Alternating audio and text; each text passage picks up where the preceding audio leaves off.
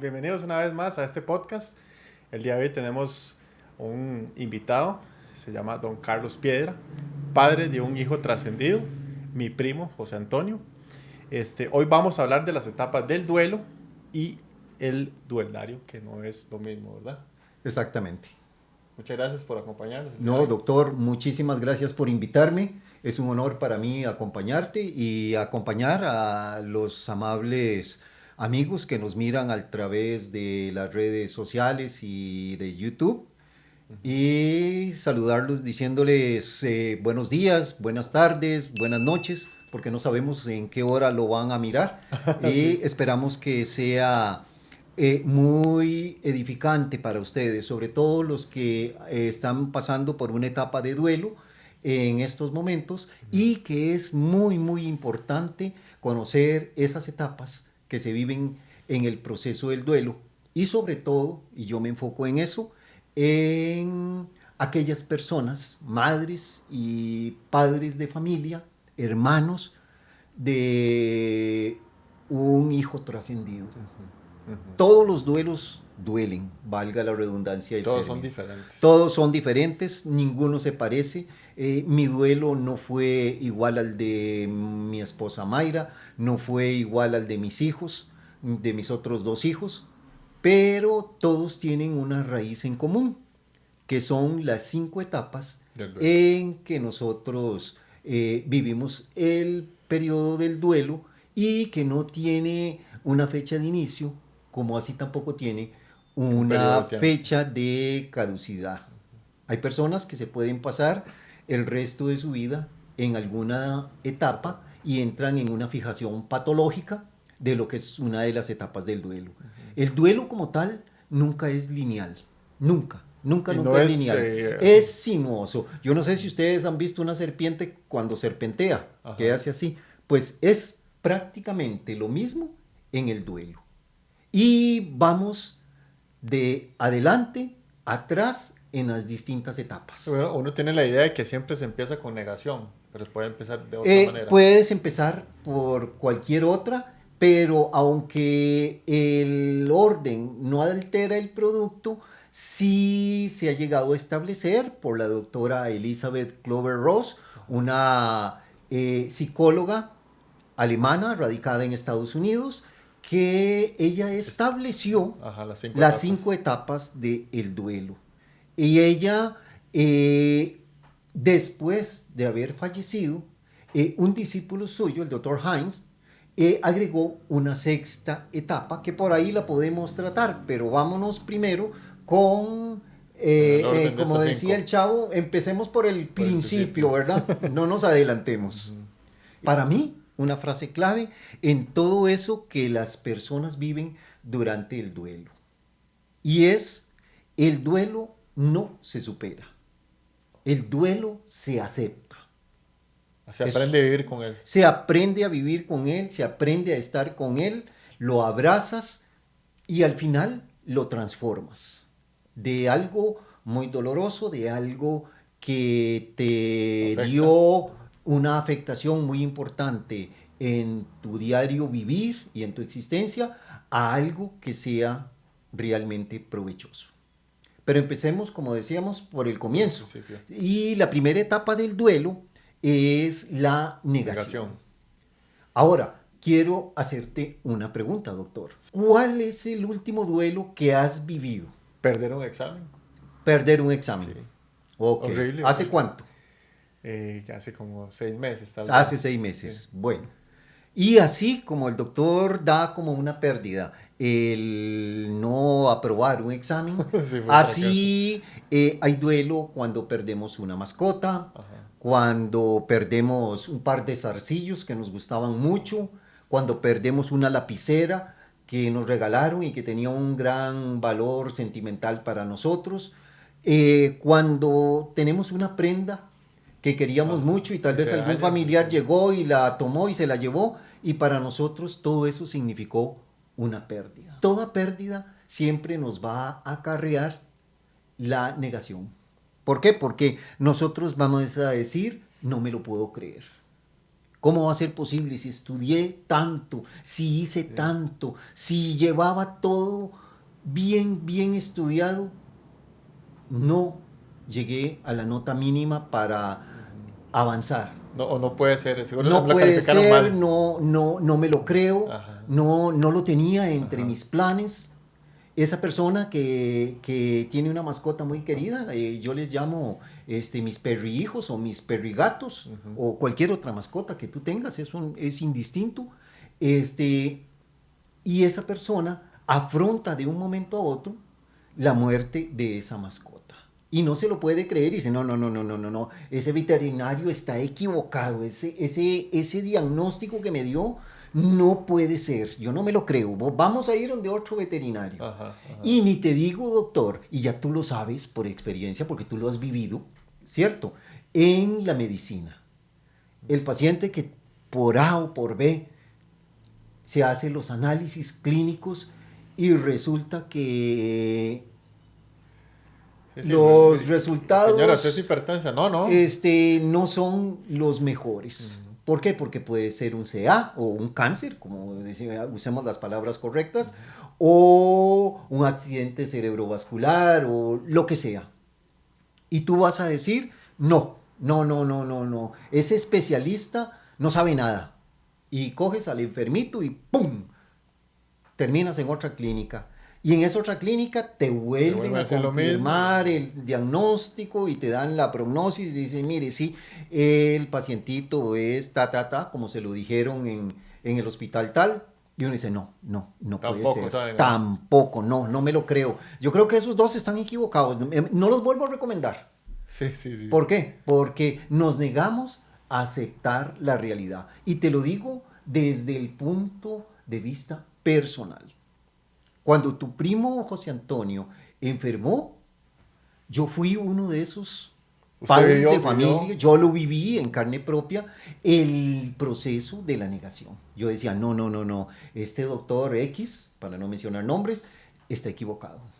Voy a llevarlo donde otro especialista en epilepsia, voy a llevarlo a la clínica que me dijeron, al hospital que me recomendaron, y llegaba y me volvían a decir exactamente el mismo diagnóstico, palabras más, palabras menos, y yo no aceptaba Negación esa absoluta. realidad, yo no me lo creía. Y cuando llegó el momento en que José iba a trascender, yo me negaba a esa posibilidad. Yo decía, no puede ser, mi chiquito jamás se me puede morir. No, le falta toda la vida por delante. Yo no creo, no, me niego a creer en eso de que un hijo me trascienda a mí. No, eso no me puede suceder a mí. No me lo creo. Y estuve anclado hasta que se dio la trascendencia de mi hijo.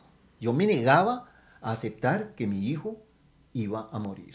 Y eso me enteré, te digo, como 3 meses antes que nos dieron ya ese diagnóstico de que José Antonio no iba a poder continuar en esta existencia física.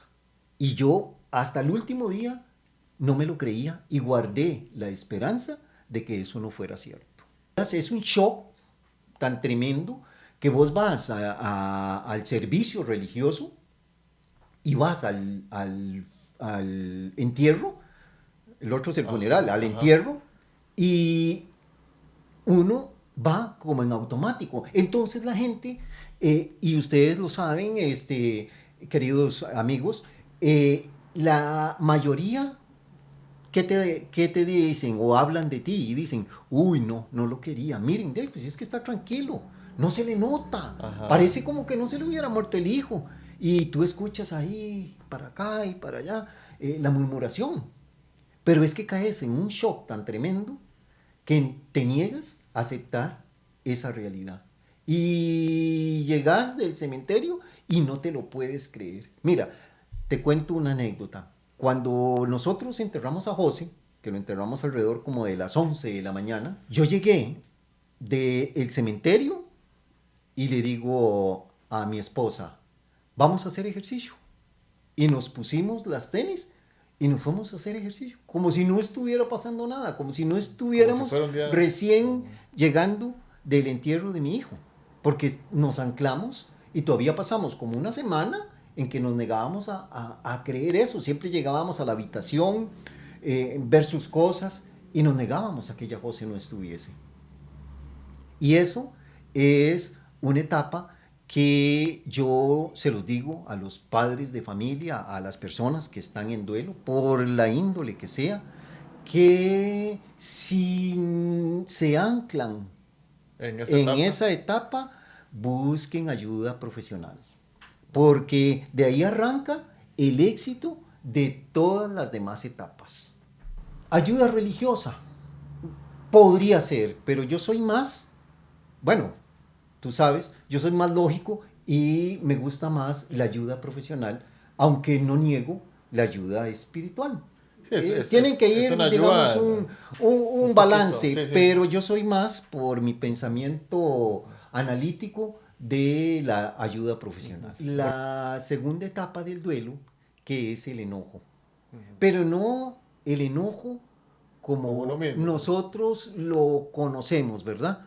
Que nos enojamos porque nos caímos, una cosa así, se levanta uno enojado con uno mismo o se enoja con una puerta que pegó o lo que sea. No, ese tipo de enojo no. Es más bien un enojo rabia. Hay rabia en uno. Uno se pone rabioso, si me entiendes el término, en el buen sentido de la palabra. Temperamento, siempre. Es un temperamento que no quieres ni que te vuelvan a mirar porque explotas. Te pones muy rabioso. Hay mucha rabia porque esa persona, en el caso mío, mi hijo, y no me lo puede quitar nadie, ni siquiera Dios. Y me enojé con Dios. Y yo le decía, pero si existes, si estás, como dicen, en todo lado y eres omnipotente, omnisciente y omnipresente, ¿por qué permites que mi hijo, que era un ser humano maravilloso, muriera? Y habiendo tantos asesinos, tanto esto, tanto el otro, pero también son seres humanos y merecen vivir. Ellos ya arreglarán sus cuentas con la justicia y con Dios. Y yo me enojé con Dios, pero en una rabia que yo exploté. Yo dije, no, yo no vuelvo a servicios religiosos, yo no me voy a seguir involucrando en eso. Eso para mí son creencias que no tienen ningún sentido para mí en ese momento. Mi esposa es de un enojo, de una rabia más contenida. Y ella me decía, no, no, mira, Carlos, no digas eso, por favor. No. Yo le decía, mira, es que no puede ser. ¿Cómo va a ser si existe un Dios que permita que mi hijo muera? Si es mío, es nuestro. Es su hijo, es mi hijo, es el hermano, es el primo, es el nieto. Le decía, no. Dios ahí metió la pata. Entonces no es tan omnipotente. ¿Ya? Y mucho menos omnipresente porque no estuvo en los momentos en que yo le pedí ayuda. Yo le dije, Dios mío, ayúdame para que mi hijo salga adelante de esta crisis. ¿Y dónde estaba Dios? Silencio absoluto, yo le decía a mi esposa. Silencio. No me quiso escuchar. Entonces ya me pongo en los zapatos del que no cree que existe Dios. Ajá. Obviamente, después de haber superado las etapas del duelo, yo soy creyente en Dios. Yo sé que Dios existe y que Dios no es que me castigó y mucho menos lo hizo ensañándose con mi hijo. No. Dios permitió que mi hijo tuviera esa enfermedad y que esa enfermedad lo llevara al tiempo de finitud que ya él tenía desde el comienzo de la eternidad, hace 13.780 millones de años, establecido. ¿Ya? Él era polvo de estrellas, es polvo de estrellas y regresó a ser polvo de estrellas. Y eso me costó entenderlo y también tuve que buscar apoyo y ahí es donde entró en mi vida un grupo que se llama Renacer Internacional. Somos padres de familia que hemos sufrido la trascendencia de un hijo, o sea, la muerte de un hijo.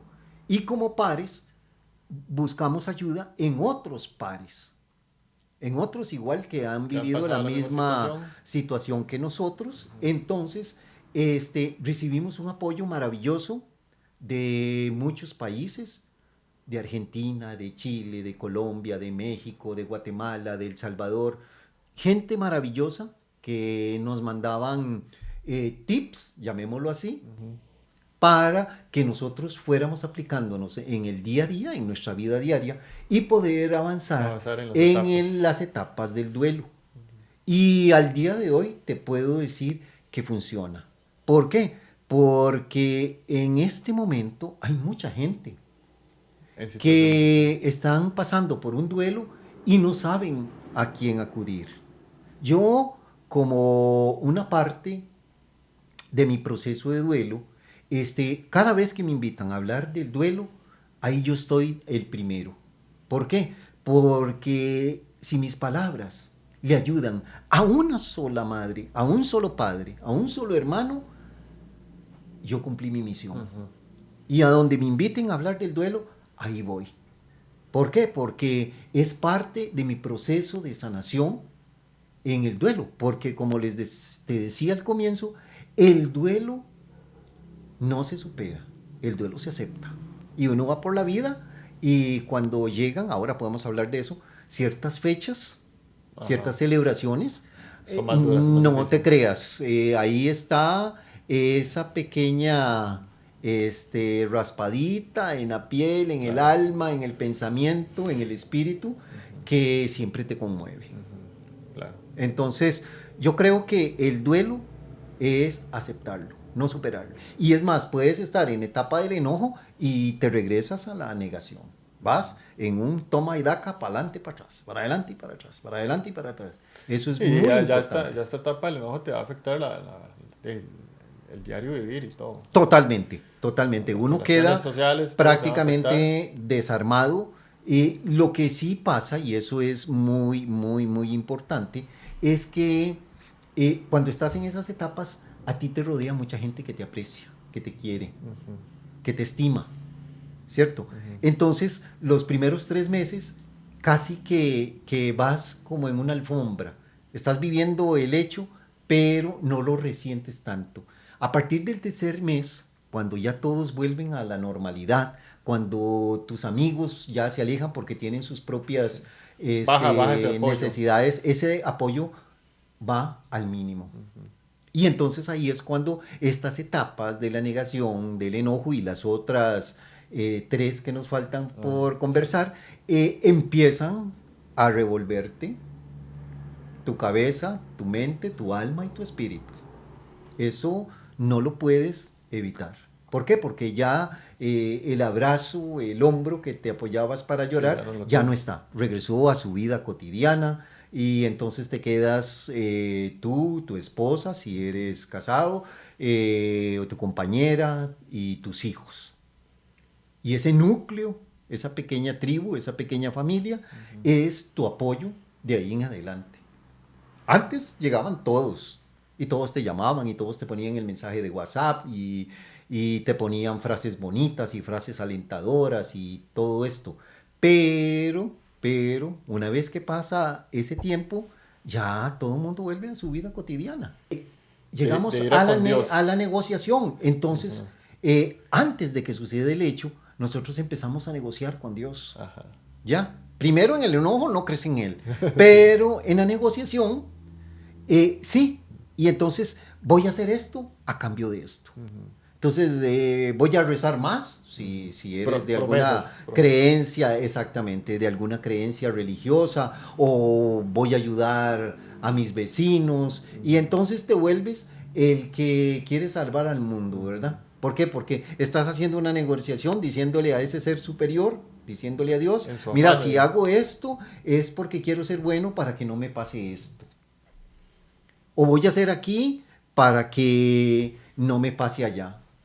Y esto me trae a la memoria, querido doctor Andrés, el hecho de una oración muy famosa que dijo el Maestro Jesús, que se llama el Padre Nuestro. ¿Y que dice una de las cuartillas del Padre Nuestro? Hágase tu voluntad aquí en la tierra como en el cielo. como en el cielo. Y cuando uno empieza a negociar, lo que menos se acuerda es de que se haga la voluntad aquí en la tierra como en el cielo. En el cielo no sabemos porque nadie ha ido ahí, o bueno, lo que llamamos cielo, no sé, esa dimensión espiritual. Pero aquí en la tierra, nosotros nos olvidamos de eso. ¿Ya? Sí, y ahí está claro, ¿verdad? Y ahí está clarísimo el Maestro Jesús, un tipo, un iluminado, tremendo, que lo dijo muy claramente.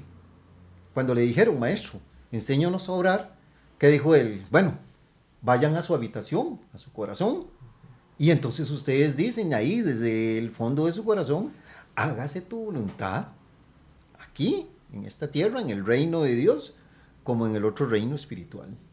Pero a nosotros se nos olvida y empezamos a negociar con Dios a ver cómo le sacamos, ¿verdad? Como cuando uno iba donde el profesor porque le faltaban 2 puntos y empezaba la adulación y el mire que esto y que yo hago el otro y que déjeme una tarea y esa negociación a ver si el profesor se conmovía y no cumplía con el plazo. Pero como decía un sabio del siglo XII, Francisco de Asís, hay que abrazar a la hermana muerte. Porque si hay algo que nosotros tenemos, querido doctor Andrés, es que desde el segundo 1 que nacemos ya estamos muriendo. Sí. Va cuenta atrás. Ahora, ¿cuándo? No lo sabemos. Y si lo supiéramos, entraríamos en las 5 etapas del duelo de a una. Es un solo golpe porque nos angustiaríamos horrendamente. Entonces, ¿qué sucede? Que nosotros en este tipo de negociación vamos en un toma y daca. Vea, Diosito, yo doy esto, pero usted deme esto. Yo voy por acá, pero usted mándeme esta ayudita por este rumbo. Y en la negociación nosotros nos podemos quedar hasta el momento en que se da la muerte de ese ser querido y entonces podemos retroceder o al enojo o a la negación. Pero ya en la negociación, que yo la pondría de primero, yo no sé por qué la doctora Elizabeth Kübler-Ross, de la que hablábamos al comienzo, la puso como tercer punto. Porque antes de que ese enfermito llegase a ese diagnóstico que no nos gustó, podíamos empezar a negociar, sí. Pero ella lo colocó como un tercer punto, que es la negociación, el toma y daca. Y aún sucede el hecho, y entonces nosotros empezamos a negociar con la vida, que no nos mande ese dolor tan intenso, que vamos a hacer esto, que vamos a hacer el otro, que nos vamos a ir por este rumbo, que voy a hacer aquí, que voy a ir a clases de yoga, que voy a ir a clases de meditación, que voy a hablar con el pastor, una serie de negociaciones para que entonces, ya que sucedió el hecho, que se nos aliviane esa pena tan profunda que sentimos. Como cuarto punto, doctor, ahí es la tremenda depresión que se le viene a uno. Yo lo llamo la noche oscura del alma, usando una frase que no sé quién la dijo. Si usted recuerda, ahora me lo dice. Papá la decía mucho.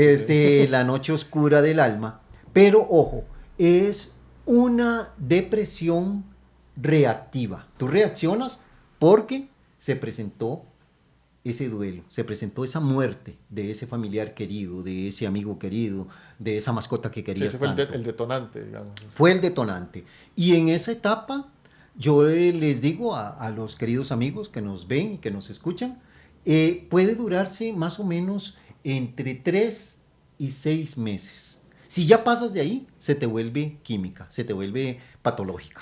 Okay. Y entonces ahí sí ya hay que usar medicación. Okay. No podemos pretender tapar el sol con un dedo en el sentido de decir, no, esto ahorita me pasa, yo tengo muchos recursos, tengo mucha resiliencia. No. Si estás en una depresión química, corren del profesional.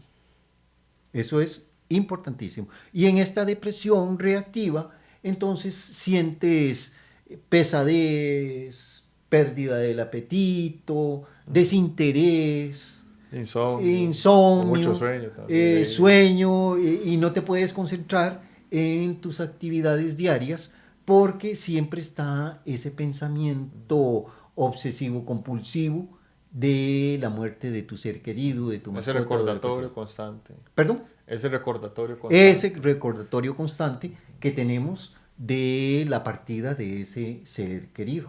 Entonces, cuando uno empieza en esa etapa, siempre yo le digo a las personas que, y ahora lo vamos a ver en el duelario, es muy importante tener apoyo de la familia, de los amigos y de todas esas personas que a vos te aprecian y que cuando se enteran de que falleció un ser querido, ya sea un hermano, la mamá, el papá o en el caso mío o mi hijo, eh, te van a sostener en el tiempo mientras empiezas a ir saliendo de cada una de esas etapas. Entonces, al comienzo el sueño está alterado, bueno, empiezas a dormir un poco mejor, empiezas a retomar tus actividades, empiezas a hacer vida social, no decir a un baile ni cosa por el estilo,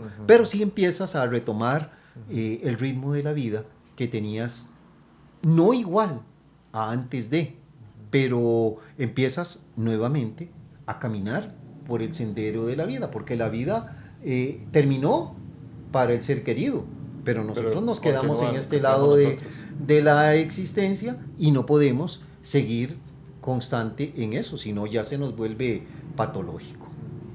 Pues al día de hoy, yo te puedo decir, querido doctor, que ya para mí,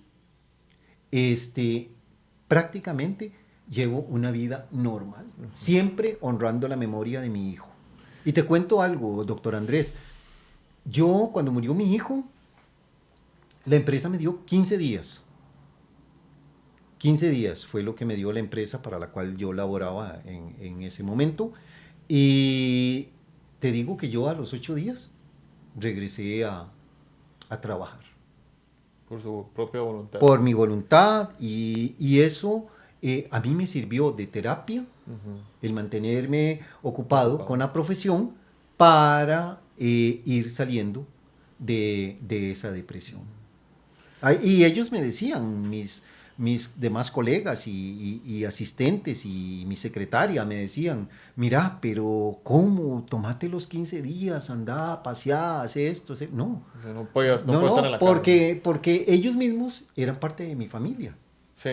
Cuando uno trabaja en una institución, esa es tu otra familia. Es más tu familia, porque vos pasas más tiempo ahí que en tu propia casa. Entonces, para mí, fue una gran terapia. Mi esposa empezó a tomar cursos de pintura. Ajá. Y para ella fue la terapia, el grupo de compañeros de arte.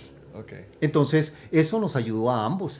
Don Carlos, si bien todas las etapas tienen su paso a paso, su progreso, noto que la depresión es como el punto ahí de... Es el punto neurálgico. Ajá. Es el punto neurálgico. Porque las otras puede que sean muy explosivas, pero son muy cortas.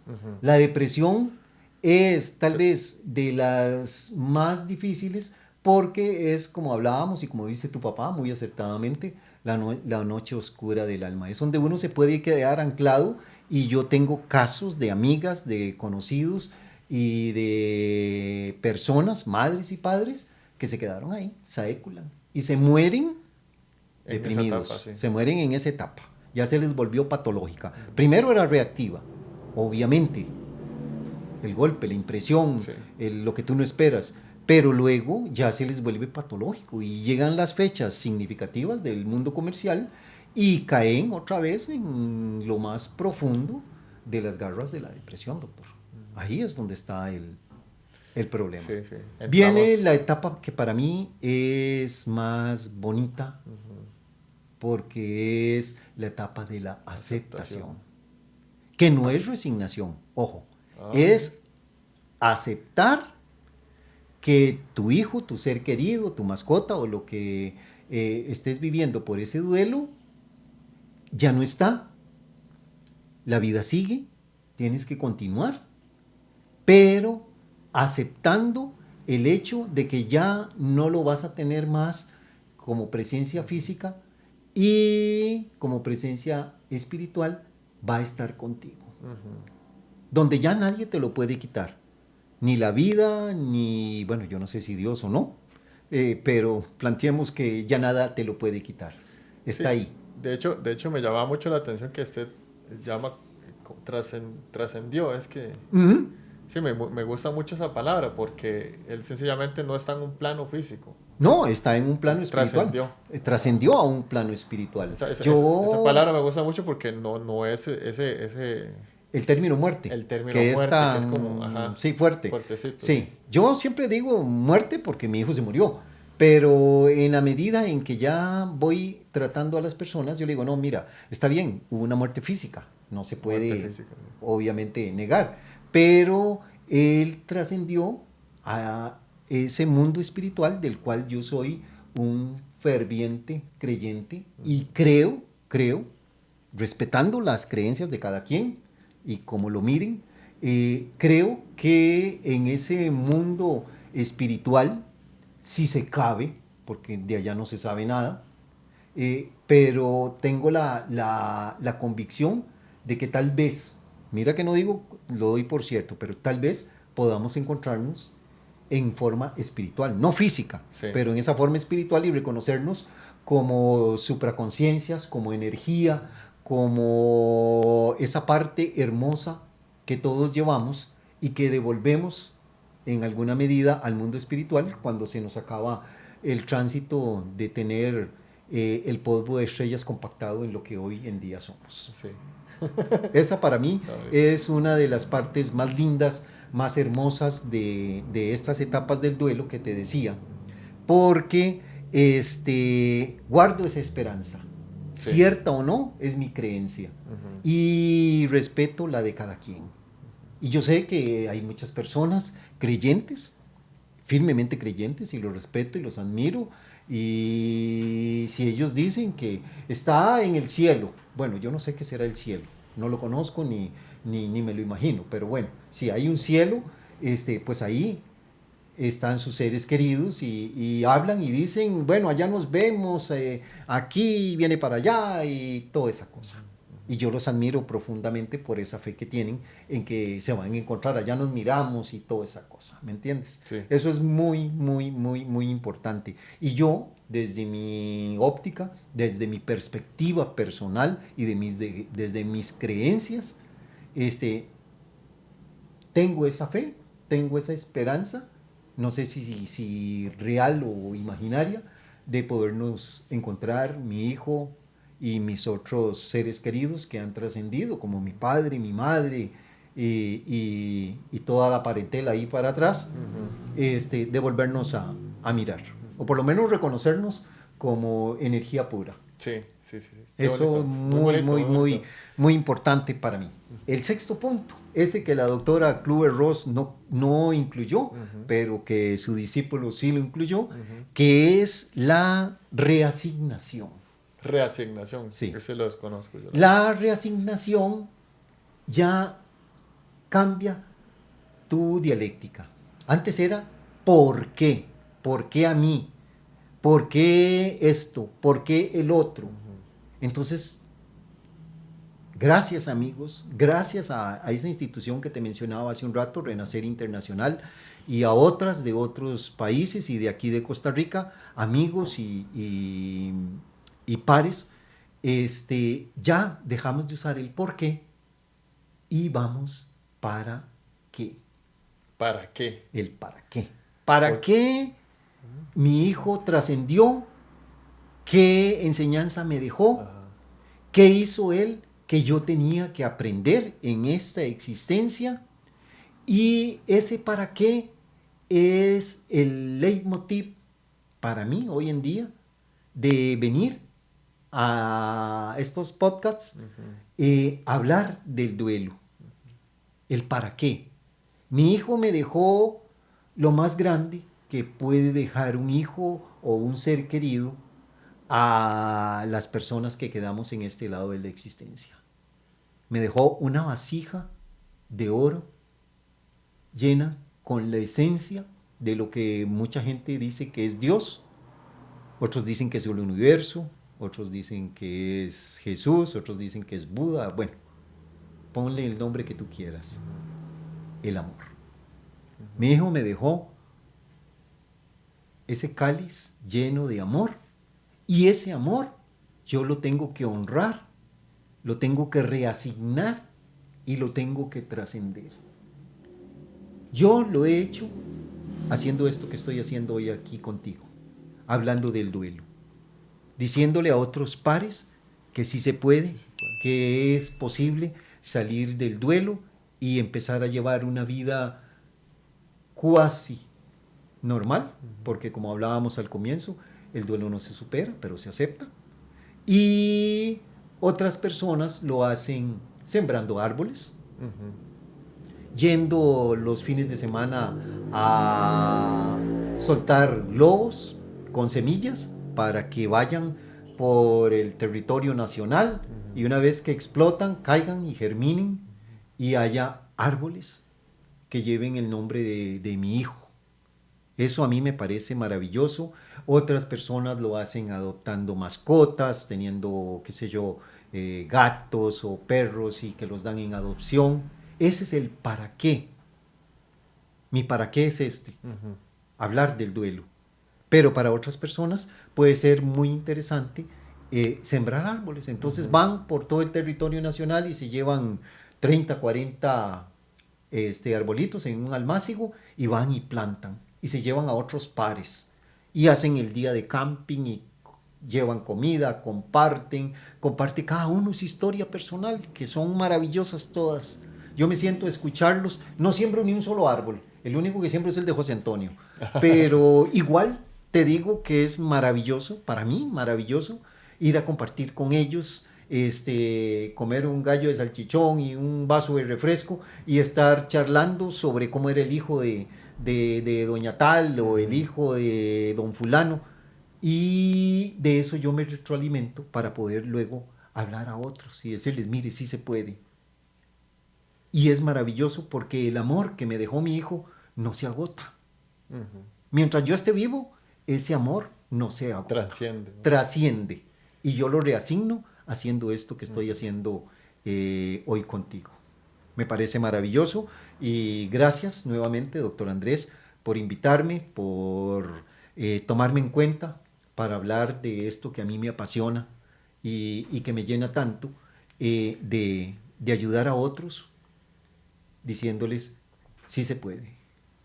Nada más tengamos fe. No, hombre, más bien, Porque la muchas fe gracias. mueve tremendamente las montañas. El Maestro Jesús se lo dijo a sus discípulos, Sí. si ustedes tuviesen fe, como ese grano tan chiquitito que es un granito de mostaza, pero que cuando crece es un árbol inmensamente hermoso, donde las aves se posan, pues así es mi fe. Una semilla pequeña, pero que espero que germine en ese árbol donde las aves lleguen a cobijarse. Y pues, si gustas, cambiamos un poco el chip de las etapas del duelo y nos vamos al duelario. ¿Qué te Sí, parece? quería preguntar eso, que ahorita que usted menciona Porque eso, el duelo es una cosa, y el duelario estas es etapas otra. que hemos venido conversando hasta ahora, y ahora vamos a hablar de el duelario. Un toquecito para ver cómo va todo. Ahí va, bien, bien. Sí, va por ahí. ¿A usted no se le ve? No, no. Es que no encontré la app para meter las notas. Pero el cuaderno de él, porque usted Ah. este. Vieras que este teléfono apenas lo recién adquirí y apenas lo estoy conociendo y no encuentro dónde están las notas para no tener que traer esto. Entonces dije, bueno, el guión me lo llevo anotado porque si no, no Sí, puedo sí. hablar. Bueno, continuamos. Continuamos hablando Ok, del el duelario. Que no es lo mismo que el Que no duelo. es lo mismo que el duelo. En el duelario, el punto número 1 es que nosotros decimos, este duelo a mí no me va a destruir, me va a fortalecer. Eso es muy, muy, muy, muy importante porque, como te comentaba en las etapas del duelo, en el duelario, si tú no tienes esa actitud, entonces se te vuelve un duelo patológico. Y el duelario no tiene ningún sentido.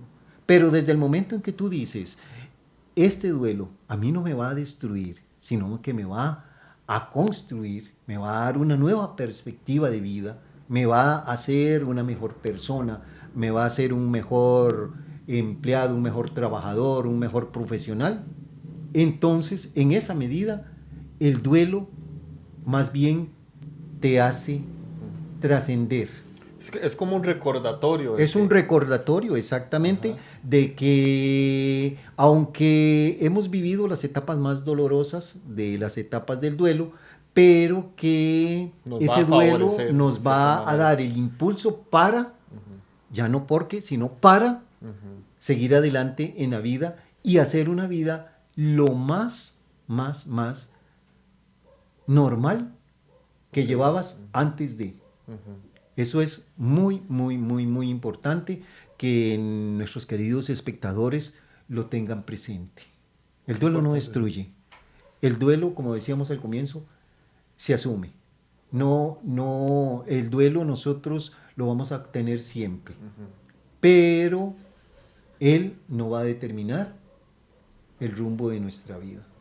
Y en el duelario, que como su palabra lo indica, es parte del duelo,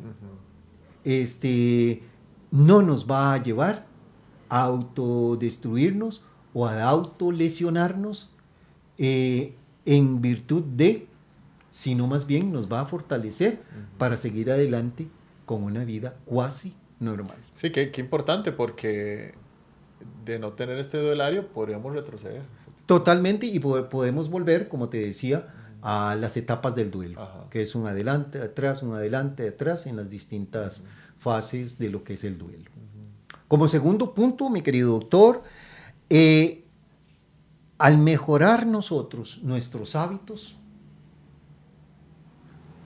con ejercicio, con sueño y con alimentación, querido doctor, eso hace maravillas. Cuando tú te levantas por las mañanas y dices, bueno, voy a hacer ejercicio, pero te levantas y ¿qué es lo primero que te encuentras al pie de cama? Las chanclas. Ah, no, señor, no, ya las chanclas no.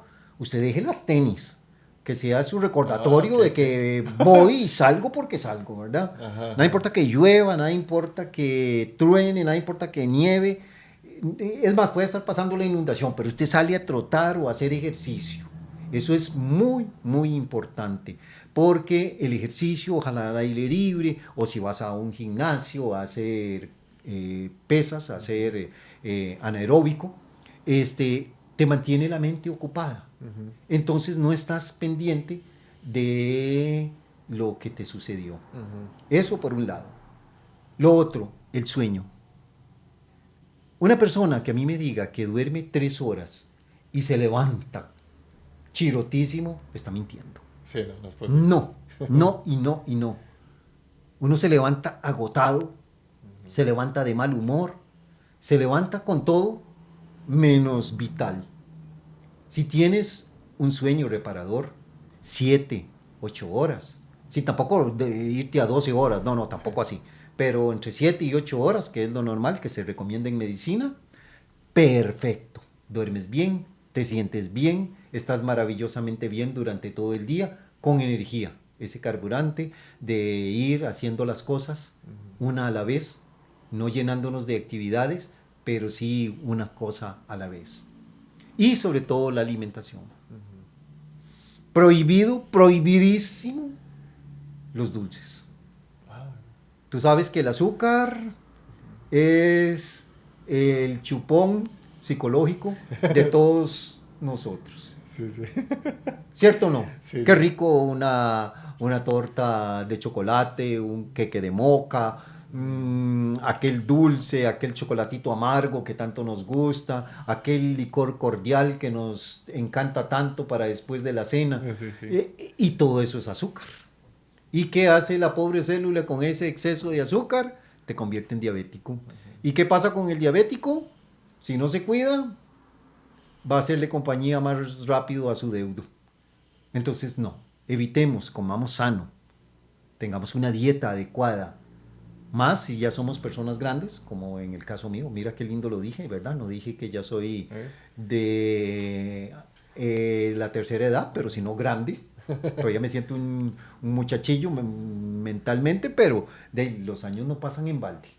Y eso nos permite a nosotros el tener una vida más sana, más rica y sobre todo, como te decía hace unos instantes, reasignarle ese para qué, haciendo actividades que sea que te llenen, que tomes ese vaso que tu hijo, tu hija o tu hermano, tu hermana o el ser querido que se marchó te dejó y puedas ser una persona más empática, más amorosa, una persona que le llegue al otro. Y tú como médico y como buen médico, como excelente profesional, tú sabes que el trato empático Sí, logra maravillas. sí. Logra maravillas. Tú tienes un paciente y le mandas un placebo. Para los amigos que no saben qué es placebo, pues son pastillitas ahí que son de vitamina o de algún Azúcar. tipo de azúcar, que pueden cumplir la función Sí. tan maravillosa de que esa persona se sienta Está bien. bien.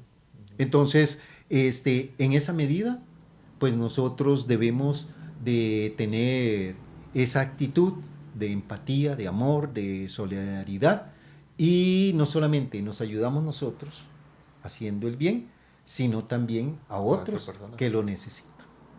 Exactamente. Y como íbamos por el segundo punto, ¿verdad? Ujú, ujú. El tercer punto sería escoger un compañero. Un compañero, no, mira que no digo unos compañeros, digo Ajá. un compañero de camino para que te acompañe durante tu proceso de duelo, durante las etapas del duelo. Es muy importante ese hombro que no te juzga, que no te dice nada, simplemente te da un abrazo Ujú. y te dice, aquí está mi hombro para que llores. Y ahí quiero, querido doctor, recalcar algo muy, muy importante para mí, y que lo viví y lo experimenté durante mi proceso de duelo. ¿Qué decir y qué no decir cuando vas a visitar a una persona que está en duelo? Oh, qué bueno eso. Eso es Importante. fundamental, mi querido doctor.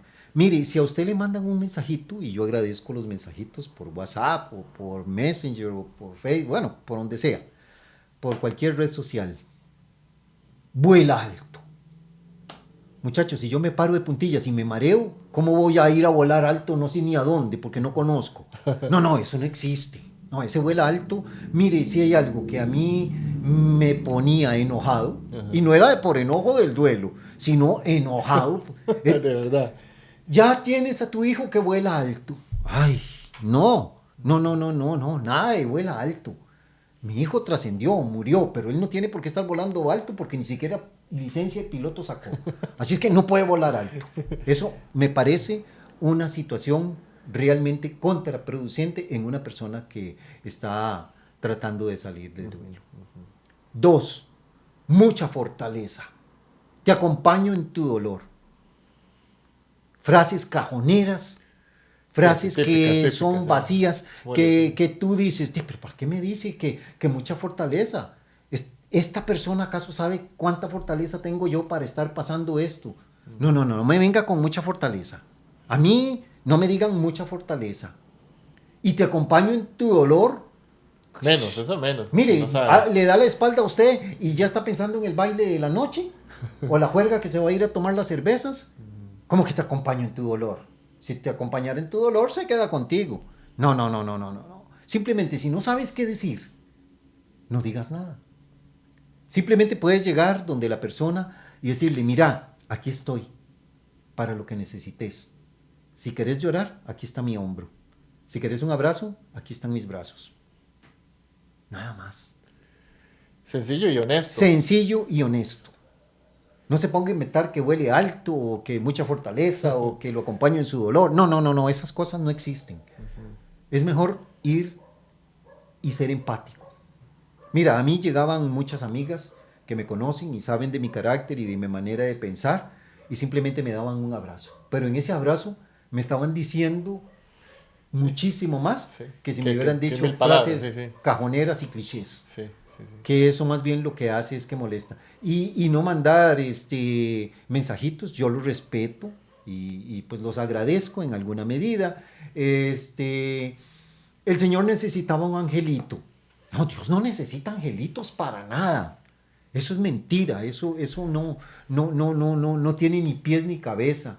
Oramos por él. Bueno, qué maravilla que oren por la persona que se murió. Pero ¿cómo vas a orar vos de alguien que ni siquiera conocías y que llegaste ahí de rebote? ¿Me entiendes? O eso de Sí, que sí. llegas y se acostumbra, bueno, aquí en Costa Rica, tal vez en otras sociedades no, llegar y está el féretro y está la ventanita esta abierta, la tapa de la ventanita. Ajá. Qué buena gente, Dios mío, cómo me duele. Ni lo conocía. Jamás ni lo conocía, pero bueno, llegó y se asomó a ver la cara del muertito. Y después dicen, mira, quedó igualitico. ¿Cómo sabía él cómo era?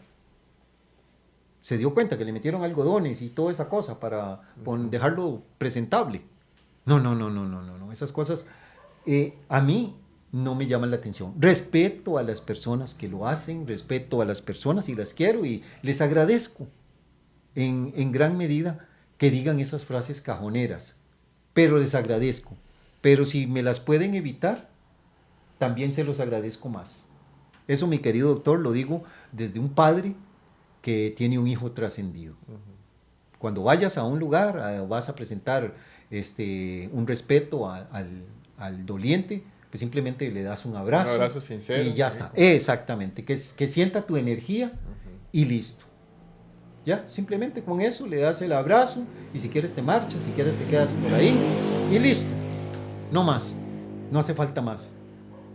Dicen, y una frase que yo te dije la otra vez, menos es más. Ajá.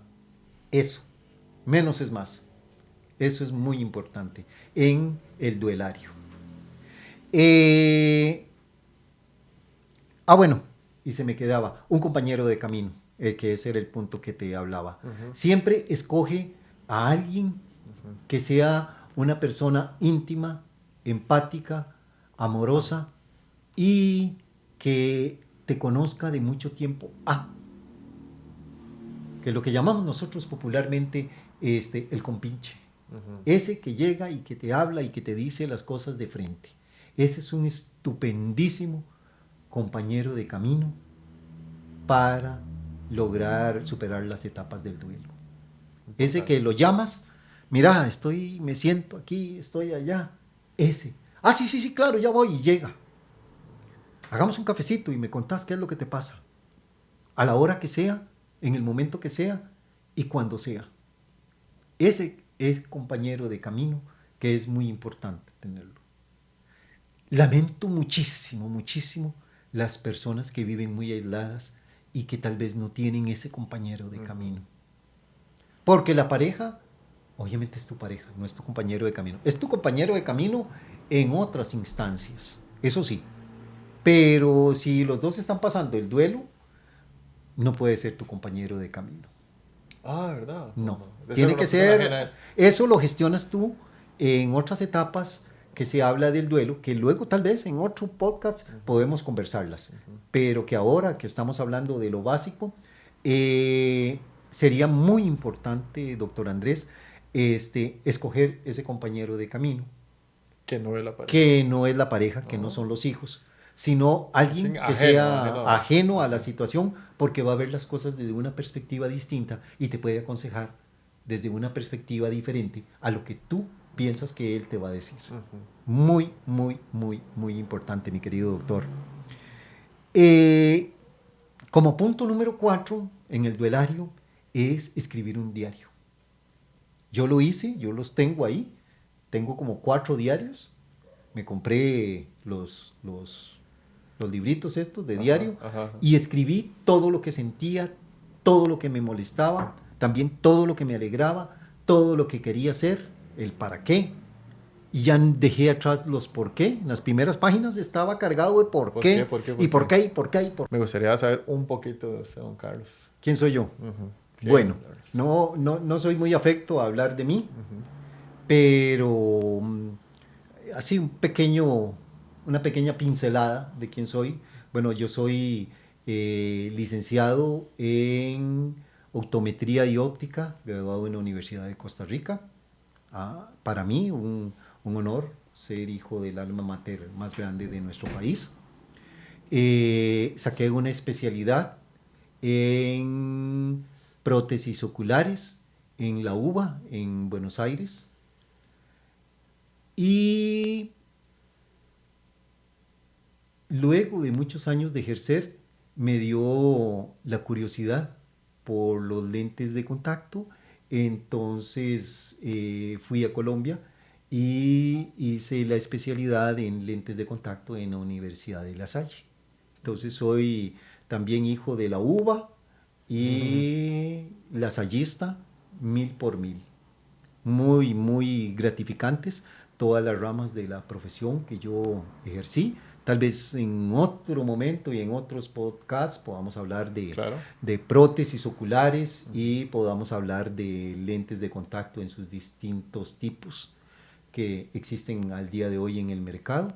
O podemos hablar de oftalmología básica, que fue un quebradero de cabeza, supongo que para usted y para mí y para todos los que transitamos por ahí rotando en los hospitales, pero maravilloso. Y lo último que hice fue ser profesor de los alumnos de la Fundación de La Vega, del Hospital México, en la formación de los residentes de oftalmología en la rama de optometría y óptica.